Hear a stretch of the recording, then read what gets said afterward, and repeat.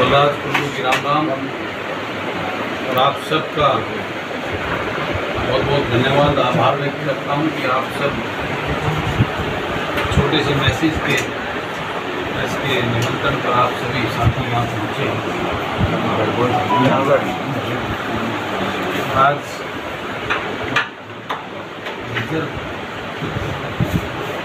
इस दौरे के दौरान प्रेस कॉन्फ्रेंस का प्रोग्राम इसलिए बनाया था कि आप सबके संज्ञान में लाते हुए आपके माध्यम से देश को आज सरकार के दौर से गुजर रहा है उसकी चिंता करते हुए हमने पूरे देखा। पिछले जनवरी से मैं इस मुहिम पर निकला हूँ, पहले यात्रा निकाली थी। उसके बाद लोगों में अलग अलग सेक्टर में जाकर लोगों के बीच में जाकर लोगों की राय और सरकार की कार्यशैली के ऊपर एक पूरा निष्कर्ष निकालने के बाद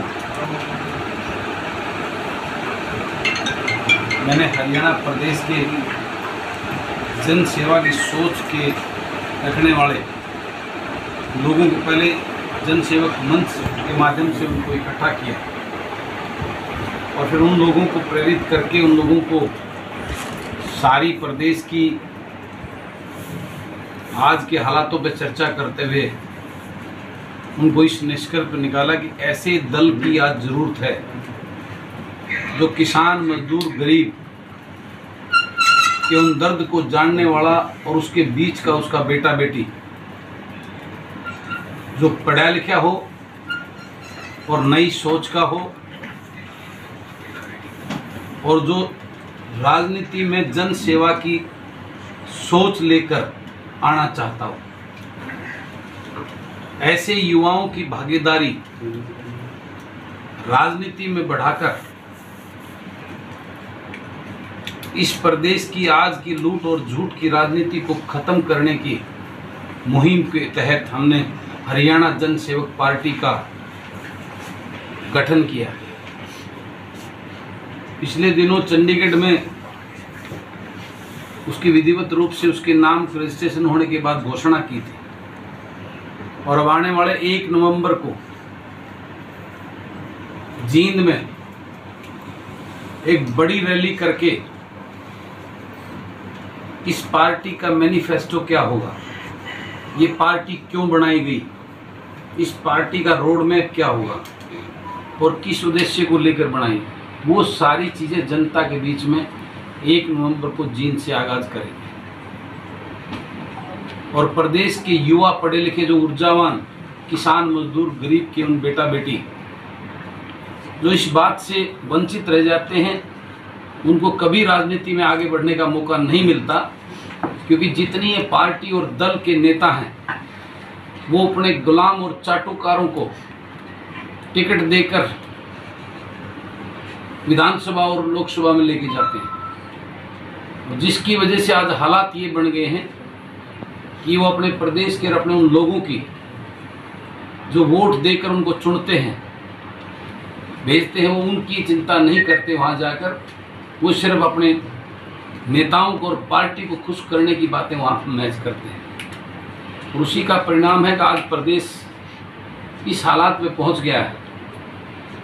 मेरे पास अभी फ़ोन आ रहे हैं, बड़ी बड़ी खरीद की बात कर रहे हैं प्रदेश के कृषि मंत्री, मुख्यमंत्री, मंडियों के अंदर लोग लाइन लगा के बैठे हैं। बाजरे को जो है ना उसकी भी खराब नस्ल है, इसमें ये कमी है, उसको करके वो मजबूर होकर 700, 800 रुपये में कम में MSP से बेचने को मजबूर है। कहीं पोर्टल काम नहीं कर रहा है, कहीं उनको टोकन नहीं मिल रहा है। इस प्रकार से किसान को कितनी बुरी तरीके से परेशान किया जा रहा है। ये सारी व्यथाएं आज स्कूलों में टीचर नहीं है, उनको बंद किया जा रहा है। हॉस्पिटल में डॉक्टर नहीं है, उनका बुरा हाल है। हर वर्ग आज पीड़ित और परेशान है। सरकार के अंदर आज हर कर्मचारी, चाहे वो कलरक हैं या और किसी विभाग के हैं, OPS को लेकर सड़कों पर बैठे हैं, अपनी पे स्केल को लेकर सड़कों पर बैठे हैं, आशा वर्कर हैं, सभी PTI हैं, टीचर हैं, लेक्चरर हैं, हर वर्ग आज प्रदेश का आज सड़कों पर आंदोलन कर रहा है। आज ऐसा लगता है जैसे जंगल राज हो गया, आए दिन मर्डर, लूट और आलमी हो गया, नशे में चरम सीमा पे पहुंच गया प्रदेश, युवा बेरोजगारी में नंबर 1 हो गया, भ्रष्टाचार में नंबर हो गया है, महंगाई में नंबर 1 हो गया। आज प्रदेश में हाहाकार मचा हुआ है, कहीं से कोई न्याय की कोई उम्मीद जो है ना, एक गरीब आदमी तो बिल्कुल छोड़ चुका है कि उसको कहीं से कोई न्याय मिल सकता है।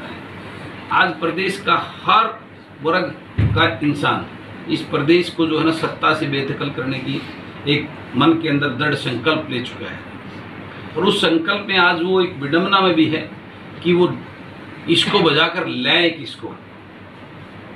ये भी एक बहुत बड़ी पीड़ा है। आज उनके सामने सिर्फ एक ही दल नजर आता है, इसलिए कांग्रेस की बात करते हैं, लेकिन लोगों को पता है, जब मैंने उनसे बात करी, जो उनके बीच में गया, भाई ऐसा क्यों, तो कहते हैं और कोई दल नजर नहीं आता।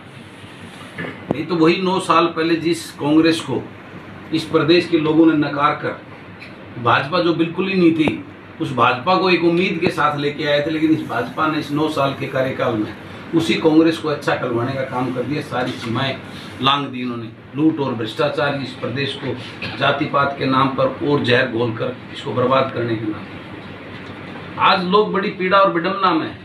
उन लोगों को एक नया विकल्प देने की सोच, उनके बेटों को, युवाओं को राजनीतिक प्लेटफॉर्म देने की लिए हमने इस दल का गठन किया, ऐसे लोगों ने मिलकर, और इस हरियाणा जन सेवक पार्टी के माध्यम से 1 नवंबर को इस हरियाणा प्रदेश के लोगों को एक नया विकल्प देने का काम करेंगे। और उसी के क्रम में आज झज्जर के अंदर ये लोग मेरे पास, भाई राजेश्वर, ये बेटी बचाओ एक बहुत अच्छी समिति काम कर रही है, जो गरीब लोगों के बीच में जाकर उनको जागरूक करती है। ये भाई मेरी इस पार्टी उससे प्रेरित होकर ये खुद मेरे पास जो है ना वहाँ गए, मेरे ऑफिस में मुझसे मिले, ये कार्यक्रम आज मांगा, और आज आपने देखा वो मीडिया के साथी वहाँ भी गए हुए थे। करीबन 200-250 महिलाओं ने और इन सभी पूरी टीम ने आज हरियाणा जन सेवक पार्टी को ज्वाइन करने का काम। पूरी लिस्ट मैं आप सभी को शेयर करूँगा जो हमने बनाई है उसकी। तो ये आज एक इस प्रकार से डे बाई डे चलन, जो लोग पीड़ित और परेशान हैं, इन दलों से के ठगे हुए लोग, वो आज हमारी पार्टी के अंदर जुड़ रहे हैं, और 1 नवंबर को बहुत भव्य रैली करके इस प्रदेश को एक नया विकल्प देंगे। और आप सब मीडिया के साथियों से भी सहयोग की मैं कामना करता हूं कि इस मेरी मुहिम में, इस प्रदेश को बचाने की मुहिम में, और राजनीतिक दलों की लूट और झूठ की इस राजनीति को ख़त्म करने में आप सभी का मैं सहयोग अपेक्षित करता हूं। तो आप इसमें मेरा सहयोग करेंगे, मेरी इन बातों को लोगों तक, जनता तक पहुँचाने में मेरी मदद करेंगे। कुंडू साहब, आपको बहुत बहुत बधाइयाँ एक नई शुरुआत के लिए। और मैं पूछना चाहूँगा कि आपकी पार्टी का जो निशान है वो क्या होगा? पार्टी का निशान ब्रदर, इसमें प्रोसेस होता है, पार्टी रजिस्टर्ड हुई है, अभी ऑनलाइन प्रोसेस किया है, वो आने वाले 2-1 महीने तक निशान में। कितनी सीटों पर चुनाव लड़ेंगे? सभी पार्टियां कितनी सीटों पर चुनाव लड़ने के लिए पार्टी सक्षम है? किसी पार्टी से गठबंधन एक कितनी सीटों पर चुनाव लड़ने के लिए सक्षम है पार्टी? देखिए, पार्टी सक्षम होती है लोगों से, पार्टी की टीम के साथ। हम अपनी टीम बना रहे हैं, और चुनाव लड़ने की जहाँ तक बात है, मैं चुनाव ऐसे नहीं किसी को टिकट बांट के चुनाव लड़ना नहीं, चुनाव में जीतने के उद्देश्य से ऐसे अच्छे लोगों को टिकट देंगे जो मेरी सोच के साथ, जिनका मैच करती हो, जिनकी समाज में उसकी एक पहचान हो, उसका एक अपना वजूद हो, लोग उसको चाहते हों, ऐसे लोगों को हम उतारेंगे। ऐसे नहीं टिकट बांट नंबर्स के हिसाब। मुझे अगर 10 लोग अच्छे मिलेंगे, ईमानदार सभी के और जन सेवा की सोच वाले, तो 10 को लड़ाऊंगा। 20 मिलेंगे तो 20 को लड़ाऊंगा, 50 मिले तो 50 को लड़ाऊंगा, और 90 मिले तो 90 को लड़ाऊंगा। किसी से गठबंधन होने की उम्मीद है कोई? देखिए, अगर मैं कांग्रेस से कोई गठबंधन नहीं करूंगा, मैं बीजेपी से कोई गठबंधन नहीं करूंगा, जेजेपी से कोई गठबंधन नहीं करूंगा, उसके अलावा हमारे मैनिफेस्टो के साथ मिलकर कोई पार्टी हमारे साथ कोई इस प्रकार का ऑफर आता है तो उस पर विचार करेंगे। चुनाव के बाद हो जाएगा क्या गठबंधन? जैसे जसपा ने भी कहा था कि भाजपा के खिलाफ वो लड़े थे, उसके बाद जैसे ही 10 सीटें आई तो वो कहीं ना कहीं भाजपा को सपोर्ट कर रहे हैं। तो बलराज कुंडू ये आश्वस्त करेंगे कि 5 या 6 सीट अगर उनकी आती है तो खरीद फरोख्त नहीं होगी, उस तरह से जैसे जसपा आज सत्ता में है, तो बलराज कुंडू आश्वस्त करेंगे इस चीज को? बिल्कुल 100% आश्वस्त करेंगे। मैं तो आपको एक बात कहता हूँ कि आप ये कैसे बोल रहे हैं कि मेरी 5-7 सीटें आएंगी। आप कह रहे हैं ना 10 ही लोग मिले अच्छे, मेरे को 90 लोग भी अच्छे लोगों की कमी नहीं है। मैंने आपको एग्जाम्पल दिया है कि पूरे 90 के 90 हल्कों में अच्छे लोगों की कमी नहीं है, और निश्चित रूप से वो आएंगे। और 2024 के अंदर हरियाणा जन सेवक पार्टी की सरकार बनेगी। हमें किसी लूट और झूठ के सहयोगी की जरूरत नहीं है। हम जो है एक सोच लेकर वो चले हैं, हम खरीद पर। मैं आपको, आप सब जानते हैं, मीडिया के साथी हो, आप सब जानते हैं मुझे मंत्री 3 साल से लोग यहाँ इसमें राजनीति में आते हैं मंत्री बनने के लिए। वो मंत्री पद की ख्वाहिश तो मेरी 3 साल पहले पूरी हो रही थी। मैं जन सेवा की सोच लेकर इस राजनीति के अंदर आया हूँ और लोगों को बचाने के लिए, इस प्रदेश को बचाने की सोच लेकर आया हूँ। भगवान ने मुझे बहुत दिया, मैं बहुत डाउन टू अर्थ सिस्टम से उठ के आया हूँ। कभी सपने में नहीं सोचा था परमात्मा इस प्रकार से दोनों हाथों से मुझे इतना बड़ा आशीर्वाद मिलेगा। आज मैं पैसे के लिए नहीं, मैं सेवा के लिए राजनीति कर रहा हूँ। और ये निश्चित रूप से एक नया, ये आपका सवाल बिल्कुल एकदम स्टिक बैठता है, क्योंकि जिस प्रकार से राजनीति, इनका तो पुराना इतिहास था, लोगों की समझ में नहीं आया। ये जो छोटे देवीलाल, जो राजकुमार जो बन के आए थे भाजपा को भगाने के नाम पर, जिन्होंने वोट लूटी थी, इनका तो पुराना इतिहास है। ये तो लोगों को बहका कर, गरीबों को, बुजुर्गों को पेंशन के नाम पर, युवाओं को रोजगार देने के नाम पर, किसान को बड़े बड़े सपने दिखाने के नाम पर, भाजपा को जमुना पार भेजने के नाम पर अनेकों ऐसे जुमले देख कर ये आए। इनका तो पता नहीं, तो पुराने सहयोगी हैं भाजपा के, आज को नया थोड़ा ना। तो इनका तो पुराना इतिहास है, लेकिन लोगों को समझने में होगी, वो उन्होंने इसलिए अगले दिन ही दिखा दी, 12 घंटे 24 घंटे की। नई पार्टी इस प्रकार की सोच होना, आपका सवाल वो बनता है। लेकिन मैं आपसे वादा करता हूँ कि बलराज कुंडू, पहली तो मेरी उम्मीद ये है कि 100% हमारी सरकार बनेगी। नहीं बनी तो ऐसे किसी दल के साथ हम बिल्कुल नहीं जाएंगे जिसने प्रदेश का ये हाल कर। बलराज कुंडू कहाँ से चुनाव लड़ेंगे? महम की सीट से ही चुनाव लड़ेंगे या फिर कहीं और से तैयारियां कर रहे हैं? बलराज कुंडू महम से लड़ेगा। मेरी कर्मस्थली, मेरी राजनीतिक जो जड़ है वो महम से है, और महम के उन बहादुर लोगों ने आशीर्वाद देकर मुझे इस राजनीति में लाने का काम किया है। तो मेरी कर्मस्थली वो महम ही है, और महम से ही मैं चुनाव लड़ूंगा। और महम में ही मैं ये कैसे सवाल आ गया आपके मन में, मैं महम से चुनाव नहीं लड़ूंगा? सवाल किस बात का है? क्या कभी हुड्डा साहब ने पूछा वो कलोई से चुनाव नहीं लड़ेंगे? सर, हर कोई नेता किसान और मजदूर को लुभावने वाले सपने दिखाता है, लेकिन उनके बारे में कोई बात नहीं करता। देखिए, मैंने कोई सपना नहीं दिखाया। आप देखेंगे मैं एक भी सपना नहीं दिखाऊंगा। मैं उनको सच से, हकीकत से उनको हक दिलाऊंगा। कोई सपना झूठा नहीं होगा। आपको 1 नवंबर को मेरा मैनिफेस्टो, मेरा रोड मैप आपके सामने रखूंगा, और आप उसमें देखेंगे एक भी कोई झूठा सपना ऐसा नहीं होगा जिसको हम पूर्ण ना कर सकें। जब भी कोई नई पार्टी बनती है तो दूसरी पार्टी के जो नेता हैं जिनको टिकट नहीं मिलती वो दूसरे दलों में जाते हैं। क्या उन नेताओं की एंट्री होगी आपकी पार्टी में? मैं ऐसे किसी चले हुए कारतूस को कोई टिकट नहीं दूंगा जो घिसे पिटे सिर्फ राज करने के लिए, MLA बनने के लिए राजनीति करते हैं, दल बदलते घूमते हैं। मैं अच्छी सोच के युवाओं को, जो गरीब किसान मजदूर के बेटा बेटी, उनको एक प्लेटफार्म है। 90 लोग हैं जनाब, 90 लोग हैं, एक बलराज कुंडू 89 बच जाते हैं। क्या 89 लोगों में कहीं ना कहीं सोच आपकी मिलती है क्या? बिल्कुल, हर गांव में, हर गली में ऐसे अच्छे लोगों की कमी है, बस उनको ढूंढना है, तराश में। कोई विधायक है आपकी नज़र में ऐसा कि जो बलराज कुंडू की सोच से हो? क्योंकि 90 विधानसभा हैं, 90 विधायक आंध्र में हैं, तो क्या बलराज कुंडू की सोच से मिलता है कोई? बिल्कुल, आज भी विधानसभा के अंदर ऐसे साथी बैठे हैं, लेकिन वो मजबूर और पंगु हैं। वो चाहते हुए भी, उनकी आत्मा नहीं मानती, वो मानते हैं कि सब गलत हो रहा है।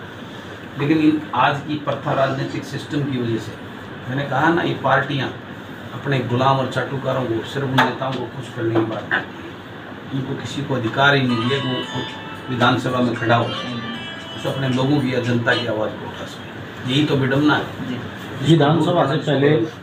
विधानसभा से पहले लोकसभा का चुनाव हो रहा है जी, तो उसके लिए क्या तैयारी है? देखिए, अभी मेरी लोकसभा की कोई तैयारी मेरी नहीं है, लेकिन हमारा संगठन अभी बना रहे हैं। हम अच्छे लोगों को ले, जल्दबाजी नहीं कर रहे हैं। मेट्रो बनाने को तो आज ही लिस्ट जारी कर सकते हैं, लेकिन अच्छे लोगों को, उस सोच के बुद्धिजीवी लोगों को हम अपने संगठन में ले रहे हैं। उसकी घोषणा 1 नवंबर को करेंगे।